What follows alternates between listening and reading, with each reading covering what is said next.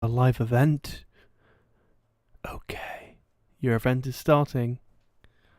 And we're live. Hello and welcome. It is Sunday, the 15th of October, and this is the Snappy-Tech podcast, episode number 16. I'm going to quickly post out the links and we'll be good to go.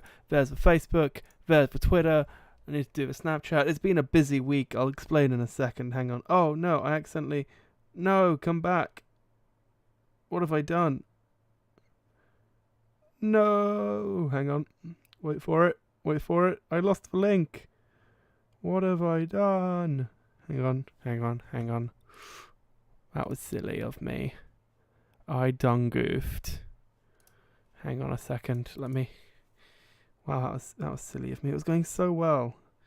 And then, oops. Let me up. This is I'm a genius, just in case you hadn't noticed. That's live. Come on. That's better. And it is out on Snapchat, and I am all yours. What is up, guys? How you doing? We've got an interesting week of tech news. Apparently, everyone has been stalking you. Everyone from Oneplus to not to Samsung, from Oneplus to Google, to everyone in between. However, first of all, we are happy to announce that the Google acquiring Apple was fake news earlier this week, because in fact, Snappy-Tech are happy to announce that we will in fact be buying Apple. So yeah, Snappy-Tech now owns Apple, and we're just gonna shut down the phone department. We don't need those guys. However, on a serious note, we have tech news. We're gonna talk about it. Things happened. And we're going to start off with something different, because it's not news in the world of tech, but it's news in the world of me. We were lucky enough, Conker were kind enough, I can show that side. So this is the back of their card. Hey, look, it says Conker on it. They were kind enough to send me a phone to review. This is the review unit. This is actually the second phone they sent me. The first one had a faulty battery. It was an X-Display unit they sent me by accident. This one, however, works perfectly fine. It arrived yesterday. I've been using it all day today. As you can tell, it's designed to not break. It is massive. As a size comparison, this is it next to my S7 Edge. I need to back out. That is the size difference. If you're watching the audio version of this, it is bigger than my S7 Edge. But the S7 Edge has a 5.5-inch display, and the Conker ST5 has a 5-inch display, hence ST5. But yeah, so thanks to those guys for sending it over for us to review. That is currently being worked on. This thing is built like a beast. It is tankish in its construction. Comes with a pre-installed screen protector, which is always good. And yeah, it's in yellow and black, which makes me feel like I could hammer in a nail with this or something. I'm sure it could handle basically anything.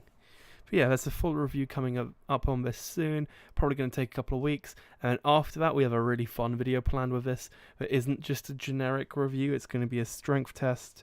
But it's going to be more fun than a normal one. It's going to be great. So thank you to Conker for sending this phone out and for practically writing it off, because we might destroy it. And by might, I mean most probably will. However, we're going to have a lot of fun doing it. So, let's get into this week's tech news. There are fireworks going on outside. That's really bizarre. Is there a reason? That's really odd. I wasn't expecting that. Huh. Interesting. So, anyway. Into the tech news. I wasn't expecting that at all. It's just kind of, I noticed it. I was like, oh, that's a firework. Can you guys hear it? I can see it going up on my levels. I can see it. Hang on, there's a window behind me. Actually, no, it'll be fine. It'll shut up in a second. I hope. We'll see. If it's still going in a minute, then I'll shut it off. If not, then we should be good. Let me just check my audio real quick. Make sure we're all good. I think we are. Yeah, we are. Perfect. Okie dokie. So, tech news. It's been an interesting week.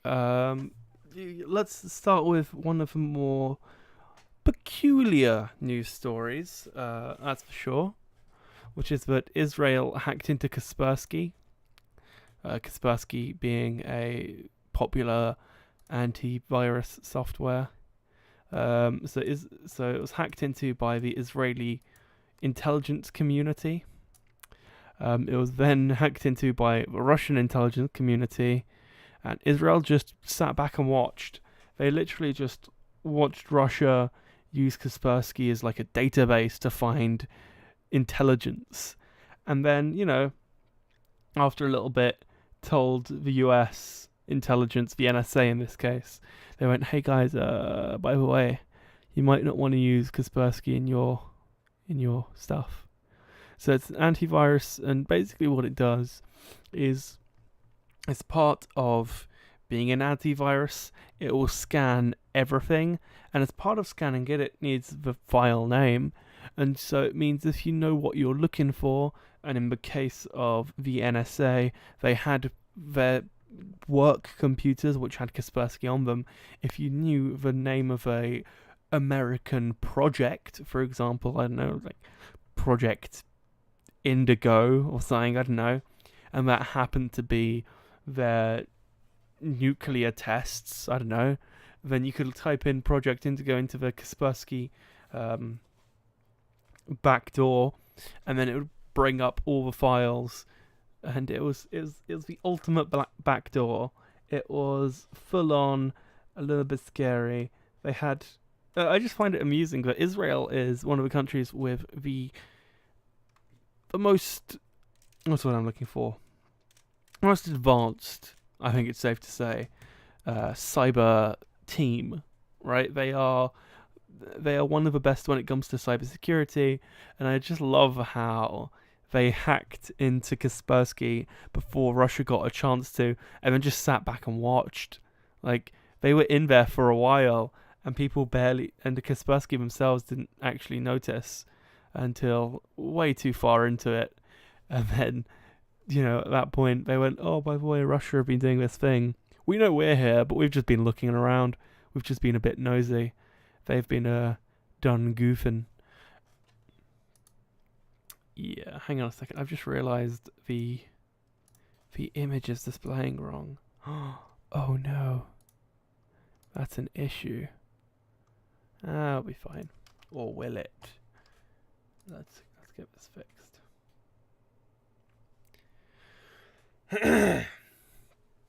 Unfortunately, I've had a busy day today. I've been at Rockingham all day. So if you're not from the UK, or maybe you are from the UK and you still have no idea, I wouldn't blame you.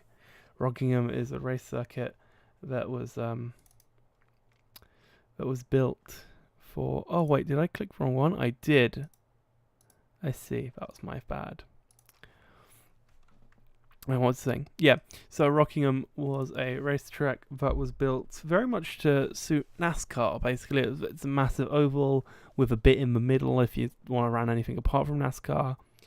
And it was built for £70 million back in 2001.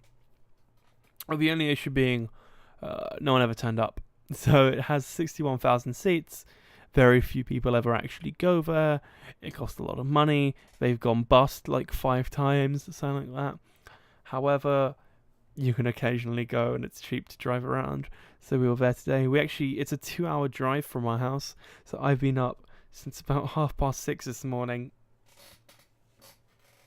We were in the car at about 7:30. 2-hour drive there.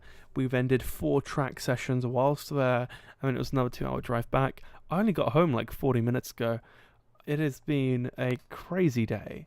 And to be fair, actually this phone has done really well. The Conker phone, the rugged device, actually has a 4,000 milliamp hour battery, which is crazy. This phone's currently 58%. I did charge it a little bit during the day, but I'd been on it more or less non-stop. Because, I'm testing it in prep for the review. Actually, on the subject of in prep for the review, I'll give you guys a bit of insider knowledge. Part of what I want to do is I want to have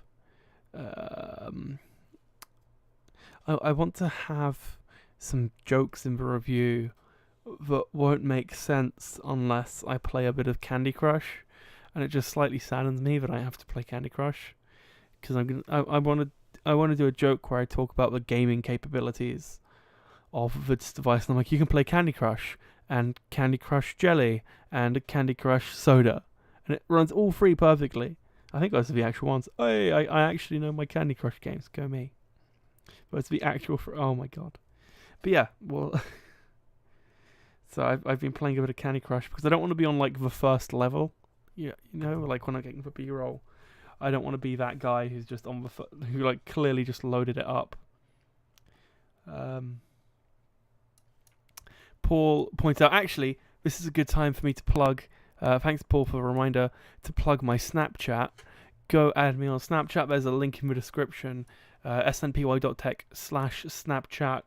If you want to add me, it's G_Chatchinito. Go do it. I was vlogging the entire day. There was some good stuff, some bad stuff.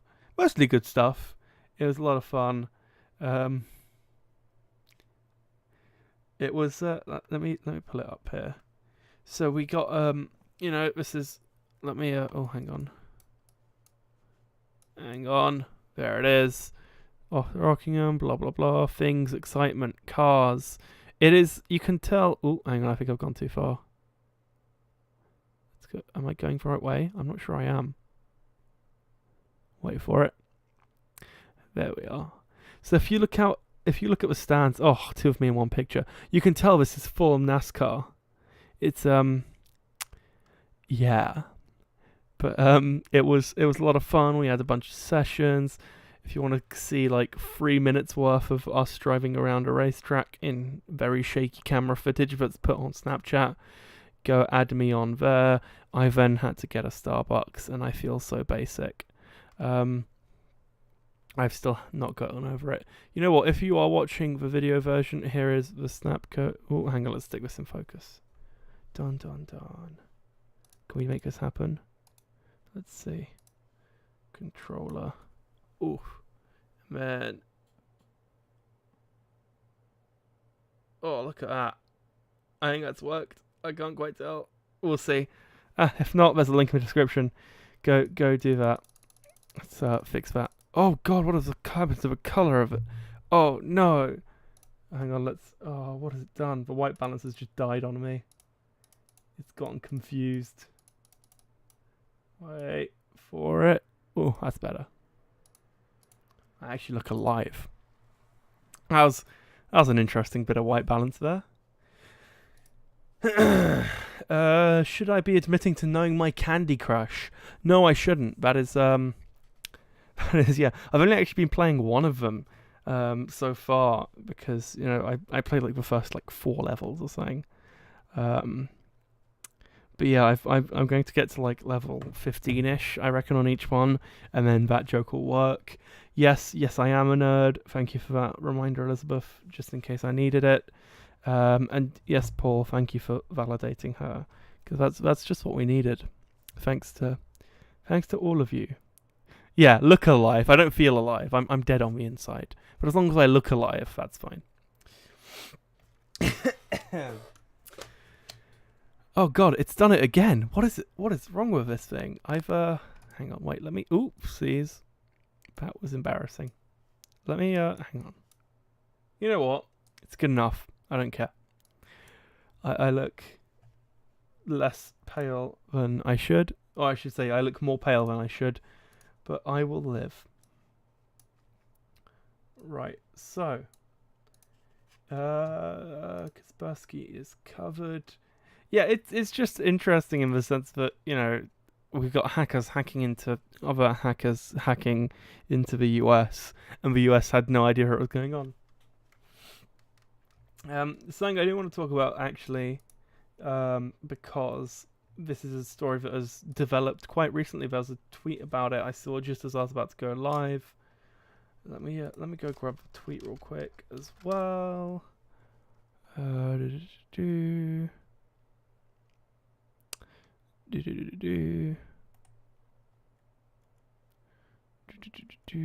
grab this.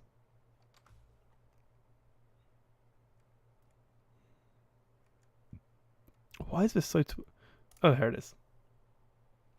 Oh, it was a Gizmodo article, but went live 7 minutes ago. Here we are. So, if you're a owner of a OnePlus phone, you may be aware of the fact that it was recently discovered that it is just tracking everything you do, just straight up. Like, they just know. This was a article that, let me pull it up. Oopsies. Let's pull this up. Those are show notes. That is the apology. This is the original Chris's Security and Tech blog. Chris Moore first pointed this out back in January, was when this post was initially written. However, it only recently picked up traction. This was with the OnePlus 2. It's been the same with every phone, apparently. He'd been going in to do some security stuff, to do some cracking, to show how vulnerable the device is, or how vulnerable what was a new version of Android at the time was. And he went in and found out that something was a bit weird. Something, for whatever reason, the phone was sending requests to open.oneplus.net, which seemed a bit weird. So he dug deeper, and it turns out that they've just been sort of getting all of your information. So initially it started off with a timestamp stuff, and it looked relatively reasonable. So there was a timestamp which was just milliseconds from the Unix epoch, which is what most timestamps are in. It's how most clocks work. It just counts milliseconds from January 1st, 1970, if I recall correctly, which is fine. It was weird because it had, abnormal reboot, fair enough, your phone randomly restarted, but then it had things like screen on and off and unlock, which was really weird. And it was also really weird because if you look at the ID field, you'd find that it's a phone's serial number. So it was not only sending the serial number, but what was happening, which meant everything was identifiable. It wasn't even randomized. And then he dug deeper. Then he found that there was information on everything, from MAC addresses to the IMEI of the device to when the device was charging. He got full time to that. Things like SSIDs for Wi-Fi hotspots. So if it's connected to internet, you could see the SSID, the phone serial number, everything from the time the applications were open and closed. So it would say, at this time he opened Slack, at this time he closed Slack. And then on certain apps, it got deeper still. Things like with settings. Settings is a app that OnePlus had some sense of control over, and were able to look at the activities within, so they could see what setting you were in specifically, doing what at what time. And then that's the kind of thing that also works with Chrome, so they could see what you were doing within Chrome at any given time. And again, they had all of that information timestamped with your device ID on it, and it's a bit creepy and it's a bit scary. So he went to OnePlus support. They just said reset your device, like that would help. Now it's worth mentioning this is not the same as the standard analytics data that can be turned off. This would happen regardless of that, and was happening in secret. They recommended doing a hard reset. People eventually found out that it was actually an app called the OnePlus Analytics Job Service. It wasn't an app, it was a service, I should say. And you could actually disable the service, and by disabling it, that wouldn't happen anymore. And then by going in via ADB, you could actually go in and disable it permanently, which is something you should never really have to do. However, in the last 7 minutes, the thing that is important is that OnePlus has admitted they screwed up. They admitted they were snooping on users, and they have said they will tweak their data collection program, which to me isn't good enough. As far as I'm concerned, it's a little bit late. When they have your IMEI number, your serial number, your phone number, your MAC addresses, your mobile network name, your wireless network data, they have all of this information on you, and then you don't even know. It's just bizarre. Now, OnePlus stated if you opt out of the user experience program, your usage analytics will not be tied to your device information, which is slightly better, I guess, but it's still a lot a bit creepy. They have been very strict in saying that it hasn't been shared with outside parties, meaning the only people that have that information is OnePlus themselves, but hypothetically there's nothing stopping them from doing it. They've also stated that they'll stop collecting telephone numbers, MAC addresses, and Wi-Fi information by the end of the month, which is important because why were they collecting it in the first place? Like, that's the kind of information you don't really need, and it just seems a bit shady. Now, here's the thing.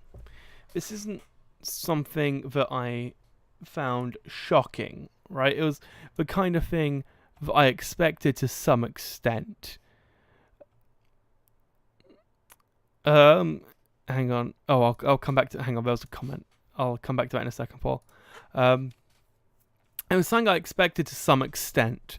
Not necessarily from OnePlus, however. Now, Chinese manufacturers are known for being a wee bit dodgy, if we're honest. Who knows what those guys are doing? They could be doing absolutely anything with all your information, as was proven by Lenovo with their laptops. They were collecting all that information. But it's just bizarre, isn't it? Like, it's not that I didn't think it was impossible. I just didn't think it was something that people were doing. But apparently it is. So, what are we to do? What do you guys think? Is it creepy? Is it weird? It's definitely not normal, right? To some extent. Paul mentioning in the comments, OnePlus, give me a phone and I'll forget about it. Winky face. You do recall correctly, except it's seconds, not milliseconds. No, it's definitely milliseconds. In Unix, at least. In Linux, sorry.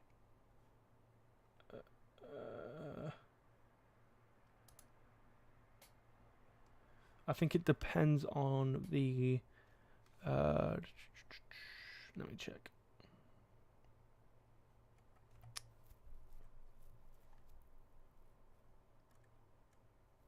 Oh no, you are right, it is seconds. Hang on a second. Yeah, it seems to be seconds. Huh, weird. Fair enough. It might be different depending on the implementation, I assume, which is really bizarre. Let me see what this says. I'm on the...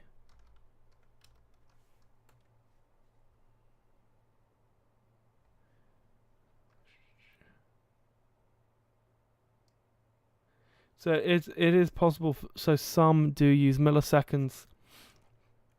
It depends on your implementation.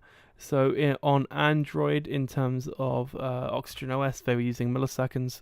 Most implementations of things like Linux and Windows will use just seconds, which is why it's actually, the reason I'm aware of this is because if you were to get the you can get a clock calculator, a clock corrector, sorry, and it would correct your phone in accordance with the atomic clock to within.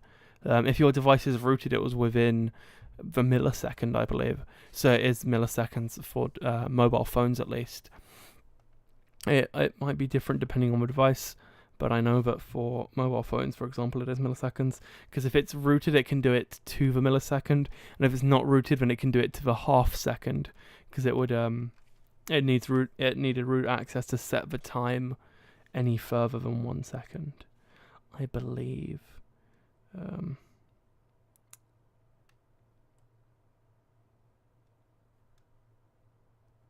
Let me find it. Yeah, Clock Sync is the name of the app. Let me pull it up. Yeah, let's see what it says. Installing Clock Sync. I should probably be installing this on the rugged phone as opposed to one that's got a ruined screen. Close. Yeah, so this does it to the millisecond, as you can see there. And then if I hit synchronize, not update time. If I hit synchronize, it will get slightly closer. as you can see. This doesn't have root access currently, so if I give it root access... Oh, no, that's not what I meant. Hang on, let's pull this up.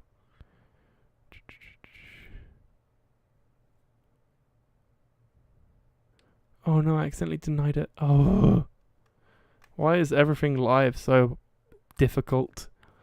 Wait, Magisk. Not right now. Oh, it's an updated version of Magisk. Interesting. I'll handle that in a second. Oh, apparently not, because it just crashed.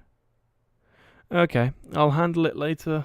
Point being, if it's rooted, you can get it to a millisecond, which is all well and good. It depends on the implementation, blah blah blah, fun stuff. But oops, hang on, that's what I meant.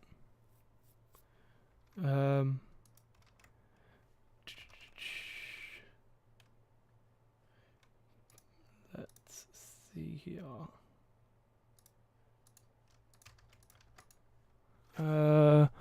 Paul is off. Okay, I will talk to you later, Paul. See you later. Thanks for dropping by. Noodles is behind my script. Hang on, let's see if this works.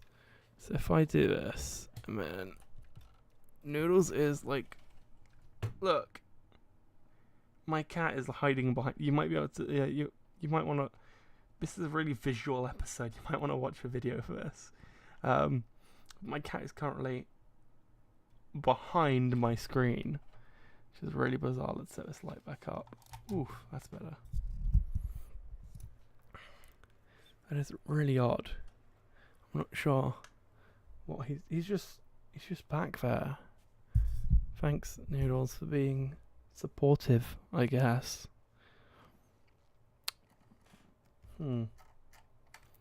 Bizarre.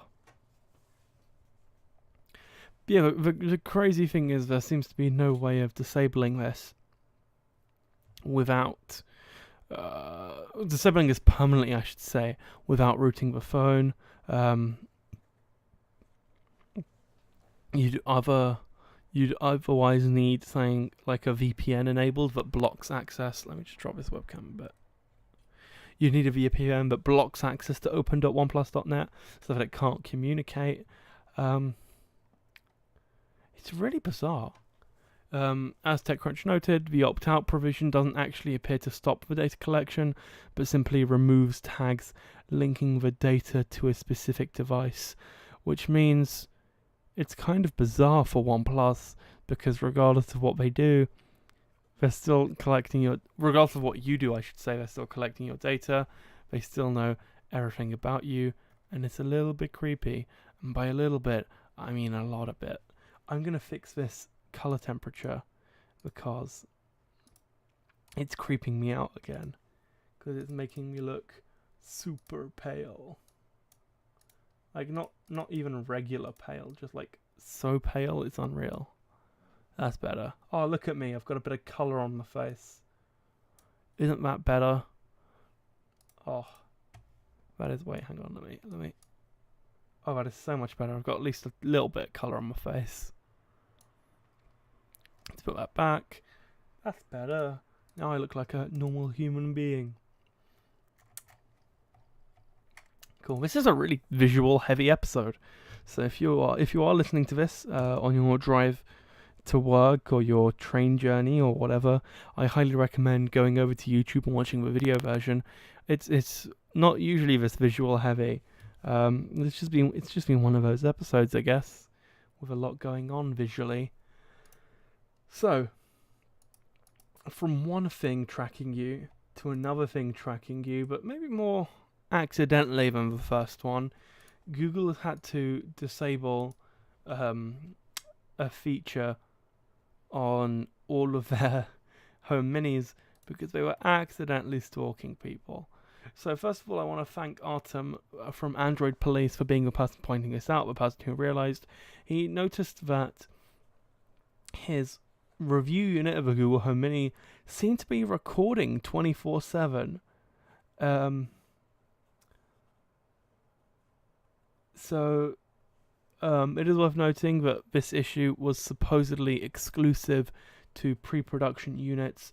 However, the issue seems to be that there was some issue with the capacitive button. So when you went to click it, if you don't know, the Google Home Mini has a little thing where if you press on the top of it, it would start listening. However, this wasn't quite set up properly on the Home Mini, or at least the pre-production units, because it would always be detecting that touch, which meant that you could press and hold, or you could talk and it would think it was being pressed and held, although it wasn't, and it meant that it was constantly listening, which is a little bit creepy. It was just listening 24/7. It had everything you said on there. But so here's the thing. It was an accident on Google's front, and I'm willing to accept that. They were very quick with dealing with the situation. They had someone sent out that evening. They replaced them. They replaced the Google Home to take a look at it to see what the issue was. They instantly found that it was an issue with the button accidentally being pressed by some form of phantom touching, and they immediately pushed out an update that disabled that functionality. However, the question is, how contained is this? Because it claims it claims to have only been pre-production units, but they shut this down on everything, which is really bizarre in my opinion, right? They didn't just get the serial numbers of the pre-production units and turn it off on those. They turned it off in all of them, which is it just seems a bit odd to me, in my opinion, like why they did it for all of them. However, this is something that will be coming up. We would like to hope in a further update where they just re-enable functionality. It was apparently only happened to the ones given out at the Made by Google event, which affected roughly 4,000 Home Minis. And they've said that they've removed all existing activity generated by long pressing the top of a Mini from their servers, which means if you were recorded, Google has already purged that information, which is useful.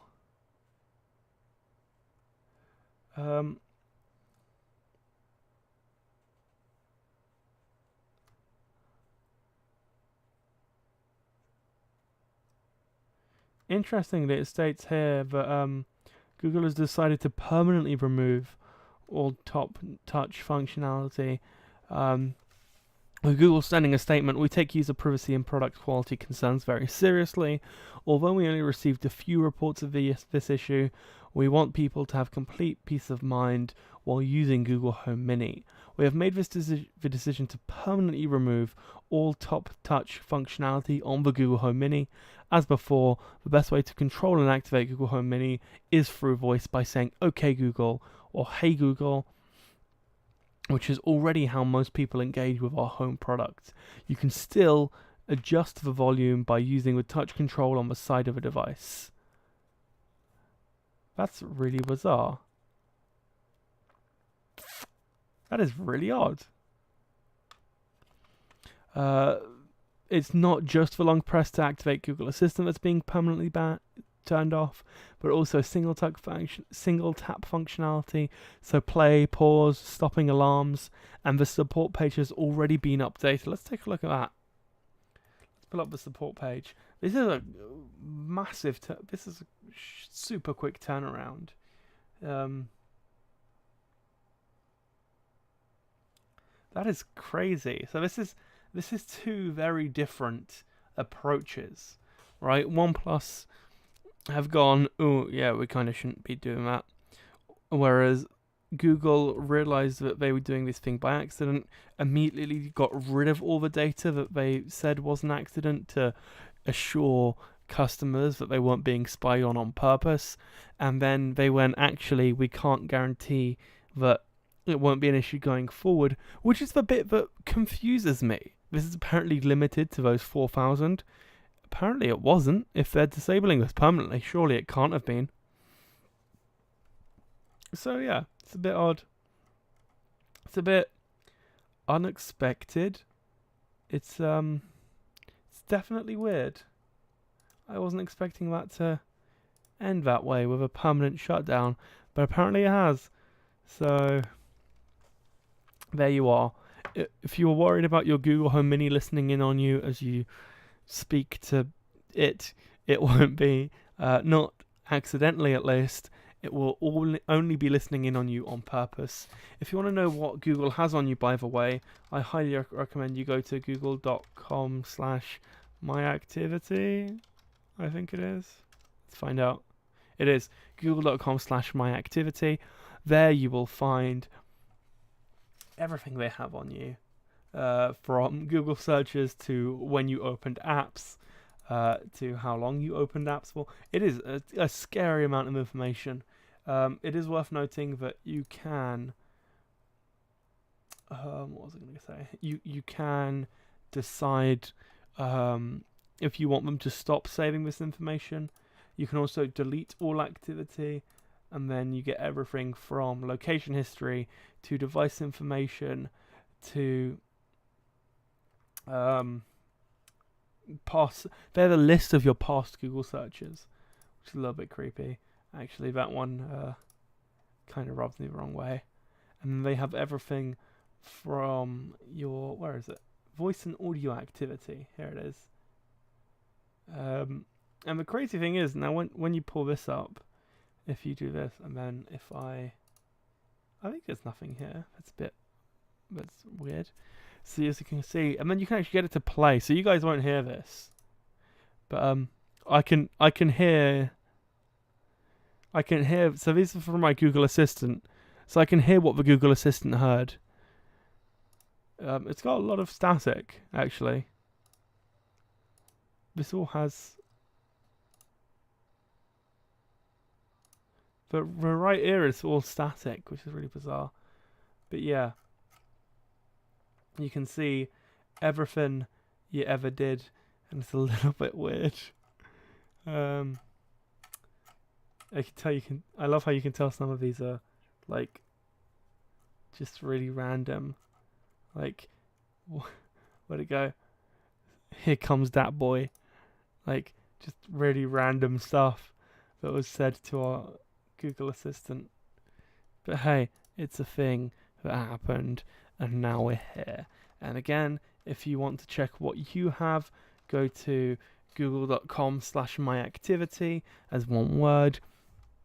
Look at what's there. If you don't like it, you can delete it. That's not an issue. But yeah, just make sure that they don't have anything that you don't want them having as such. Yeah, location history is the one that I find creepiest of all. Like, they know exactly where you were and when, which kind of makes sense if you think about the fact that almost every phone has Google Maps installed. I'm not surprised. So if we go to, this is my location history. This is I'm gonna regret this, I guarantee you. But let's go to 2015. Where should we go for? August 12th? What did I do August 12th? Oh, I went to Lakeside. I went to a shopping centre and did some shopping. There we go. So this is I wouldn't have known what I did August 12th without this. So now we know. And then August 27th I was just at home all day. Interesting. Let's see what we have for. What was my most active day? Can we get a. Wait, hang on. Can we see my trip? If I click on a place, will it tell me about when I went there? So I hit that, will it? Nope. Not even slightly. Okay. Cool. That was useful. Hang on, let's try some more time. So we hit all time. This is some really shady stuff. Check it. Make sure you're okay with them having this information on you.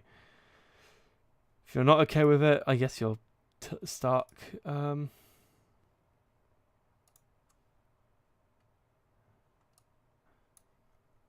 I don't remember this happening. When was this? September 19th. Huh. Oh, no, I do remember this happening. This is when I went to watch the rugby, sorry. See? Yeah, it even gives you... So it'll even tie pictures to the event. Um, it's a crazy level of stalking, I'll be honest. So do be careful with it. Make sure there's nothing in there that's a bit weird. So yeah, that's what I was doing September 19th, 2015, just in case you're curious. It is like a scary level of stuff. And again, this seems to be a very visual heavy episode of a podcast. So if you're not watching it, I highly recommend you go to snpy.tech/YouTube to see the video version of the podcast. Elsewhere, what's the best way to phrase this? Disappointing news, I guess. If you were hoping that Apple's reign of terror would come to a close, Dow Jones Financial Newswire on Tuesday published a headline that said, Google to buy Apple for $9 billion, which confuses me because it's only $9 billion. The story supposedly stated that the acquisition had been suggested in the will of Apple co-founder Steve Jobs. It was only up for about 2 minutes. However, it is worth noting Apple's shares did actually rise in value when that happened. However, they said the news was a technical error, should be ignored, and it was unintentionally published. Fake news. How does this happen? So there's a similar thing, right? In the UK, there's constant test screenings done in case of the Queen's death, right? So the BBC are constantly, I think it's once a year if I'm not mistaken, they will practice that story, right? They'll go, okay, we have to pretend the Queen died. How would we run this story if it was to happen right now, right? They have a bunch of stuff that's in place, that's prepared. And I just imagine that, if that and I think they did accidentally show that one time, that test was accidentally run as a proper article a couple of years back. But this is that kind of deal, right? It's not on the same level, that's for sure. But it's a similar situation where they've accidentally run something that clearly wasn't for actual running, but was for the sake of being there, I guess. But it was just hilarious. It was just crazy, man. It was a technical error. It should be ignored. It described the acquisition as a surprise move to everyone who is alive, and claimed to quote Google employees saying, "Yay." It also said that Google would move into Apple's fancy headquarters, which is their new massive round thing, but the spaceship, I guess, the UFO, if you will. A statement from the firm, which is owned by News Corp, said the headlines were published between 9:34 and 9:36 New York time, following a technical error. It's been removed. They apologized. But here's the thing. This is the question I want to put to you guys. Now, there's no doubt here that it was a mistake. It was corrected, whatever. However, if this has been up for a number of hours and it was the kind of thing that wasn't instantly Google searchable, right? If it was some slightly more obscure fake news that stayed up for multiple hours, how much would it have stuck? Because I can't help but feel like it might have done, right? If this was the kind of thing where they said, "Oh, did you know that Daniel Radcliffe actually has AIDS, as was suggested in Grimsby? He doesn't actually have AIDS. That was a joke in a movie that is actually really bad." It's not really bad. It's one of those it's so bad it's good kind of movies. You can watch it if you want. It's a little bit weird, and by a little bit I mean a lot of bit. You might want to watch it. You probably won't. Go watch the trailer and you'll find out, I guess. But if it was that kind of thing, I guess that would have also been major news. But if it was something a bit more low key, would we have ever known that it was fake? If it was removed after 12 hours, how many people would stand by it as fact? Right? There's lots of stuff like climate change, for example. There are deniers of climate change who type in, is climate change real? Find the one article that says yes and then swear by it for the rest of their lives. Would it be that kind of thing? I think it would. But I guess we'll never know. It was an error, it has been fixed, and perhaps, just maybe, it was the kind of error we all wanted. That's a joke. No one wanted that error. Let's be real. Oh man, I forgot to grab some water, so now I'm just really thirsty. I can feel the dryness in my mouth. It's the second episode in a row where I'm all by myself. Partly due to my hectic week. I have to be up really early tomorrow. It's just a crazy time to be me, I guess, right now. Let's you know what? We've got a couple of sad. Let's end on a sad note. I have a couple of pieces of sad news I want to talk about. I have a couple of pieces of sad news I want to talk about. Not sad because it's sad for the people involved, but sad because it's sad for me. First of all, 60dB, one of my favorite Android apps for short segments of listening to podcast material, I guess is the best way of phrasing it, has actually been bought up by Google, which congrats to them, right? Google bought them. They're the real winners here, as reported in Android headlines. Google acquired podcast service 60dB, which pulls together and streams short-form audio stories to listeners for an undisclosed amount. They said on Wednesday that the business is set to join Google, which means that 60dB, as much as I love it, it is my favorite app on Android right now, in my opinion. It's closing down on November 10th. Which is sad. It was something I really liked for getting short snippets of the news as opposed to listening to a full hour-long podcast. But, it happens. It's sad. But it didn't end there. I thought that was it, and that wasn't it.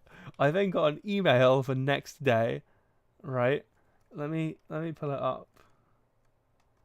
Let's grab this.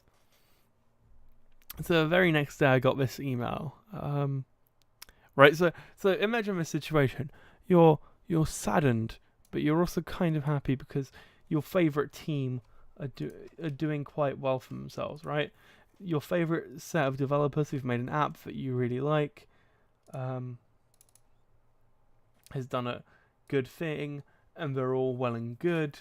And then the next day, you hear that one of your favorite services called Charlie app, which would let you do research on people, is also being shut down.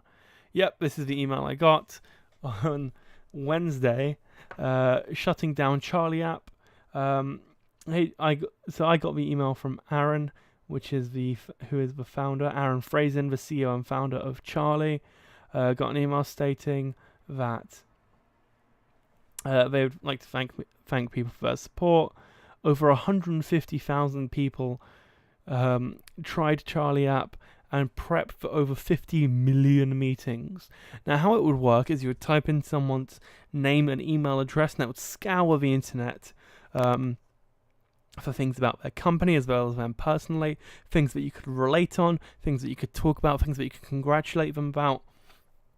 I found it really useful when I was going into interviews, for example, because it would find all the information not only about their company but also about the person I was being interviewed by specifically, and it meant that I went in with a level of knowledge I wouldn't otherwise have had, and I found it really useful. It's an app, it's a website, that I really enjoyed. However, Charlie is alive and flourishing in another form. Over the past year, they've tripled in size, and it means that they are now putting it into a separate product that is also for the sales team, they will have, and it says here, dream of a world where reps are actually prepared before they reach out. It sounds really cool. Unfortunately, I just used it for, that kind of job interview kind of situation, right? I'd only do a couple of searches a month, if that. There'd be an event and I'd be like, oh, this would be really useful, and then I'd do it. So it's kind of sad that it's going away in that capacity, but I'm glad that it lives on in a better capacity, and that hopefully this will be something that's more useful to more people. And I'm glad that they're also doing well, even if it means that one of my favourite websites is also being shut down. On the subject of being shut down, I think this is what we're going to call it a show. I'm just so tired. I can't really talk much. It's been like 50-ish minutes. I'm just going to call it a show there. We're going to cut it a bit short. I'm tired. I need some rest. I've got an early start tomorrow. We talked about some good topics. I need some water, if nothing else. Thank you for joining me. If you want to watch all of our podcasts, go to smpy.tech/podcast for the audio version, or /YouTube for the video version. They're all on our YouTube channel. Go to /iTunes if you own an Apple device to get it on iTunes. Go to /Snapchat to add me on Snapchat. And if you do it within like the next 12-ish hours, you'll see me driving around on a racetrack. Go to /Twitter to add us on Twitter. Go to /Facebook to add us on Facebook. And go to /Instagram to follow me on Instagram. And lots of fun different stuff. Lots of fun things going on. So go do that. Thank you guys for watching. We are live every Sunday at 8 p.m. British summertime, which as of next Sunday is no longer summertime, or is it the Sunday after? It's the Sunday after. So next Sunday we're on at 8 p.m. British summertime. The Sunday after that we're also on at 8 p.m. British summertime. And I think after that, or is it GMT? We'll figure it out. We'll make it happen. I think it's GMT for week after, but we'll have all that information compacted for for next week. Swadine has just joined in saying, how have I missed the whole show?